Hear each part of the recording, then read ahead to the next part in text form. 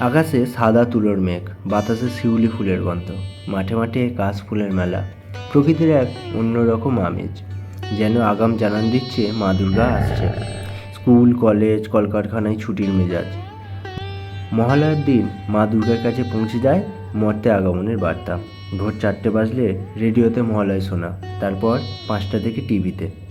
ভোরের বেলা নদীতে, সমুদ্রে মহালয়ার স্নানের ভিড়, একটা অন্য ধরনের মজা।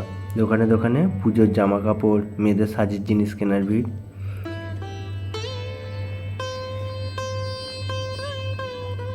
এইসব করতে করতে কখন যে ষষ্ঠীর দিন চলে আসে কেউ বুঝতেই পারি না।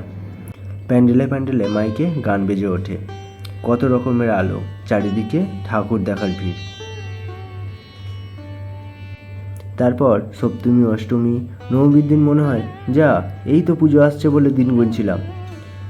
দশমীর দিন মা দুর্গা সবাইয়ের মন খারাপ করিয়ে ফিরে যায় নিজের বাড়ি।